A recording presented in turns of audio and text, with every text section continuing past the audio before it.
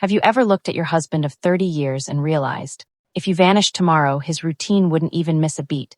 Before we step into the quiet spaces of today's story, I want to ask you to do something very small but incredibly important. Look at your screen right now and hit that subscribe button. The stories we share here aren't written to just help you pass the time.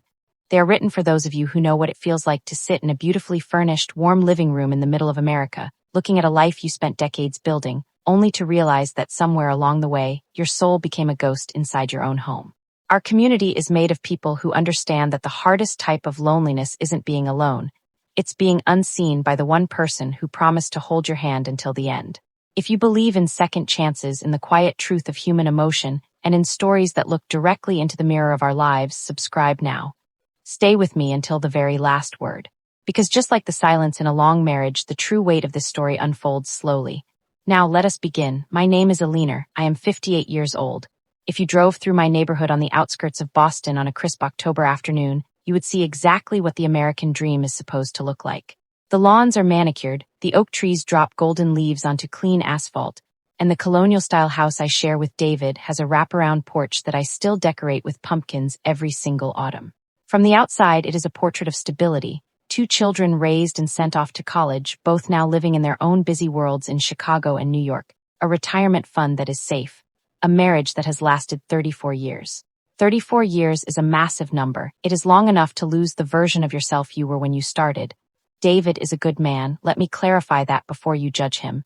He has never raised his voice at me. He has never been unfaithful. He worked 40 hours a week at a logistics firm for 3 decades to ensure our mortgage was paid early, and our kitchen was always stocked with the brands I liked. When our neighbors look at him cutting the grass or offering to fix a broken fence, they think I am the luckiest woman in the town. But safety has a shadow, and that shadow is neutrality. Our daily routine had become a well-oiled machine that required no fuel from our hearts. The alarm goes off at 6:30 a.m.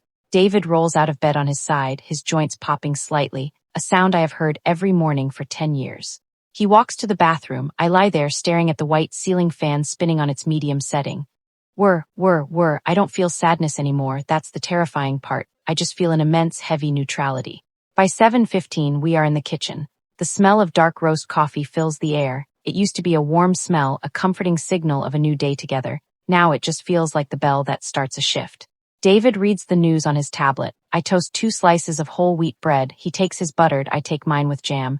Did you remember to check the oil in the Subaru? He asks, not looking up from his screen. Yes, David. I took it to the shop yesterday, I reply, my eyes fixed on the steam rising from my mug. Good, don't want the engine locking up before winter. That was it. That was our conversation for the morning. Efficient, practical, textbook logic. We didn't talk about how my back had been aching from gardening, or how he had been sleeping poorly. We didn't talk about the fact that our youngest daughter hadn't called in 3 weeks and it was keeping me up at night. We talked about car maintenance because cars are easy to fix. Distance is not. We had become detached coworkers in the business of maintaining a household, sharing a bed but living miles apart. The day the memories broke, the shift didn't happen because of an argument. It happened on a rainy Tuesday afternoon while I was doing something completely ordinary, organizing the guest bedroom closet. Since the girls left, that room had become a graveyard for old coats, mismatched blankets, and boxes of memories we didn't know what to do with.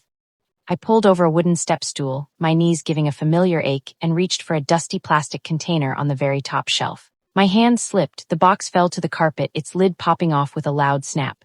Dozens of old photographs, handwritten notes, and theater programs scattered across the floor. I sighed, dropping to my knees to gather them.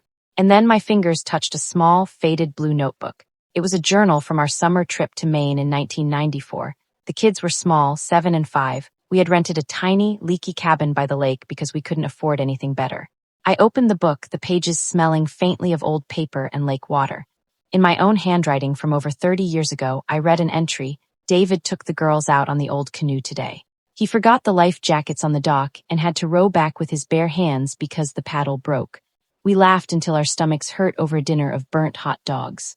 Tonight, after the girls fell asleep, we sat on the porch under one blanket. He held my hand so tightly it hurt, looked at me and whispered, I don't care if we stay broke forever, Alina, as long as I get to wake up looking at you. I have never felt so safe. I have never felt so alive. I stared at the words. A tear, hot and uninvited, dropped onto the page, smudging the blue ink of the word alive. I couldn't remember the last time David had looked at my face for more than 3 seconds. I couldn't remember the last time we laughed until our stomachs hurt. Now, if the hot dogs burnt, it was an inefficiency. If a paddle broke, it was a failure in planning. When did we swap our joy for precautions? When did we decide that staying safe meant shutting down our souls? That evening, the silence in the house felt deafening. David was sitting in his recliner, the television playing a rerun of an old documentary about World War II. He sat there completely hypnotized by the black and white footage of tanks and soldiers. The blue light washed over his face, deep creases carving into his forehead. He looked old. I looked down at my own hands, wrinkled and covered in age spots. We were growing old together, yes, but we were dying inside separately. I stood in the kitchen doorway, holding the blue notebook against my chest like a shield. "David," I said, my voice cracking slightly. "Yeah," he responded, his eyes never leaving the screen where a tank was rolling through mud.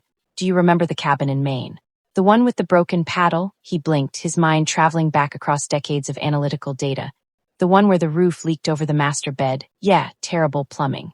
The owner overcharged us for the security deposit."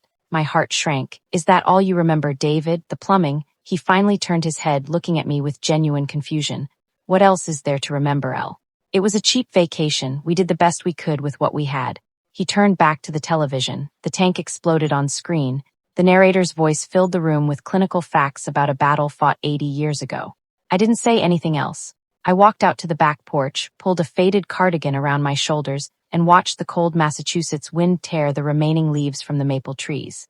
I realized then that the man I had married hadn't died. He had just turned into a manager. The shattered glass 2 weeks later, the universe decided to violently shatter the fragile glass our life was built on. Every Thursday, David went to a local diner down the road to meet his old high school friends for breakfast. It was his only real social outlet. I usually stayed back, using the quiet time to clean the house. But that Thursday at 8:15 a.m., my phone rang. It was an unknown number from the local county hospital. My blood ran cold. The voice on the other end was calm, professional, and terrifying. "Is this Alina Vance? Your husband, David, was admitted to the emergency room about 20 minutes ago. He collapsed at the diner. We believe it's a transient ischemic attack, a mini-stroke." I don't remember driving to the hospital. I don't remember the red lights I might have run or the cold rain hitting my windshield. All I remember was the sudden, violent realization that the routine I hated was the only wall keeping me from absolute darkness. The silence I had complained about was suddenly replaced by the loud, terrifying roar of potential grief. When I burst into the curtained cubicle in the ER, David was lying on a gurney. He had an IV in his left arm and a heart monitor ticking rhythmically beside him. He looked incredibly small beneath the white hospital sheets. His hair was messy, and for the first time in 30 years, he wasn't wearing his watch. His bare wrist looked completely defenseless. When he saw me, his eyes widened slightly. His mouth moved, but the right side of his face was slightly sluggish. "El," he whispered, his voice trembling. I lost my balance. I dropped my purse onto the floor. I didn't care about the germs. I didn't care about the doctors walking past. I grabbed his left hand, the one without the IV, and held it with both of mine. It was cold. "Don't talk, David, just breathe," I choked out, tears finally spilling over my cheeks. He looked up at me, his eyes searching my face, and for the first time in years, he wasn't looking past me. He wasn't looking at a tablet or a television or a car engine. He was looking directly into my eyes, terrified, vulnerable, and completely stripped of his logical armor. He looked so small, so mortal. I thought. David swallowed hard, a tear slipping from the corner of his eye into his gray sideburns. "I thought I wasn't going to see you again. I couldn't remember if I told you where the insurance papers were." Even at the edge of life, his brain went to paperwork. But his hand was squeezing mine so tightly it hurt. It was the exact same tight grip, the same desperate strength he had held my hand with on that porch in Maine in 1994. In that sterile, brightly lit hospital room, surrounded by the smell of antiseptic and the sound of beeping machines, the distance between us instantly vanished. It didn't take a grand, cinematic speech. It just took the terrifying realization that time is finite, that the silence we had cultivated wasn't peace, it was just wasted time. The intentional rebuild the doctor came in a few minutes later. The stroke was minor. There was no permanent damage, but it was a severe warning shot. A lifestyle change was required. Less stress, more movement, better diet. We came home 3 days later. The house looked exactly the same. The pumpkins were still on the porch, the golden leaves were still on the lawn, but the air inside the kitchen felt entirely different. That evening, David didn't sit in his recliner. He didn't turn on the television to watch his documentaries. He walked into the kitchen while I was making hot tea. He didn't ask about the car. He didn't check his tablet. He walked up behind me, hesitated for a second, and then placed his hand gently on the small of my back.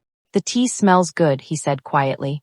It's chamomile, I replied, turning around to face him.